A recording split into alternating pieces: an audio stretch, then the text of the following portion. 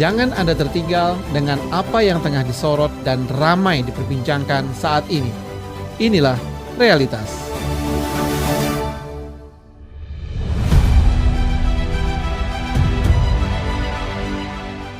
Ada masa ketika pelayanan publik dinilai dari ketulusan, dari bagaimana seseorang menyapa, bagaimana ia mendengar, bagaimana ia hadir sepenuh hati untuk orang lain. Namun kini, tanpa banyak disadari, ukuran itu perlahan tergantikan. Penampilan mulai menjadi syarat, wajah dan tubuh sebagai tolak ukur sebelum kompetensi atau empati dinilai. Di Kabupaten Malang, Dinas Kesehatan berencana menempatkan 40 perempuan good looking di puskesmas dan kantor dinas sebagai petugas front office. Sekilas terdengar sepele, bahkan bisa dianggap wajar, seolah keramahan mesti dibalut wajah yang menarik. Namun di balik rencana itu, muncul pertanyaan yang tak bisa diabaikan. Sejak kapan bentuk tubuh dan wajah menjadi kunci utama pelayanan kesehatan? Dan bagaimana nasib mereka yang terlatih, berpengalaman, penuh dedikasi, tetapi tak sesuai standar good looking itu? Dosen dan peneliti ilmu komunikasi organisasi Universitas Brawijaya sekaligus anggota ALMI Akademi Ilmuwan Muda Indonesia, Fitri Haryana Oktaviani, SSSEM Komun PhD, melihatnya sebagai celah diskriminasi yang nyata. Dari sudut pandang pelayanan publik dan kesetaraan, kebijakan yang mensyaratkan good looking bagi petugas front office puskesmas menurut saya perlu dikritisi ya. Penampilan fisik hanya bisa memberi kesan awal, tetapi tidak ada kaitannya dengan kualitas pelayanan kesehatan. Yang dibutuhkan masyarakat ketika datang ke puskesmas adalah petugas yang profesional, ramah,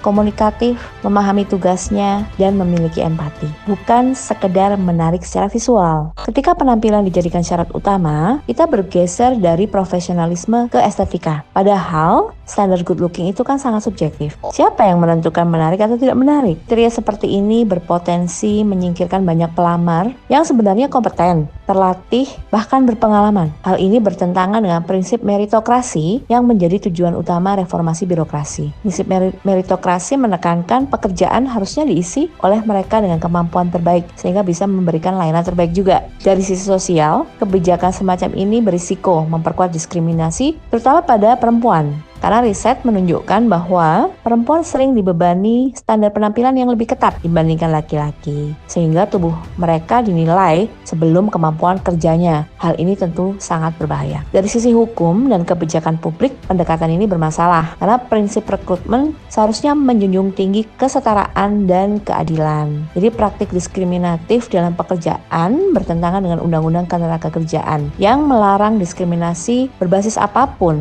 termasuk berbasis gender, suku, dan sebagainya. Jika tujuan adanya kebijakan ini adalah peningkatan kualitas pelayanan publik gitu ya, bisa dilakukan dengan berbagai hal. Misalnya, pelatihan komunikasi, sikap melayani, empati kepada pasien, dan yang lebih penting lagi, kecepatan dan ketepatan respons. Improvement dapat didapatkan melalui evaluasi kinerja rutin, masukan dari pasien, dan sistem pelayanan yang lebih manusiawi. Jadi, profesionalisme itu bukan soal penampilan, tapi soal sikap, kemampuan, dan tanggung jawab. Sudah bukan waktunya lagi bagi pelayanan publik di Indonesia hanya menekankan citra luar, karena ukuran kualitas layanan itu adalah kualitas manusia dan sistem pelayanannya. Karena pada akhirnya yang dibutuhkan masyarakat bukan siapa yang paling menarik, tapi siapa yang paling membantu. Saya berharap pemerintah dapat memberikan contoh baik bagi perekrutan tenaga kerja berbasis kompetensi, manusiawi, penuh rasa hormat, dan berkeadilan.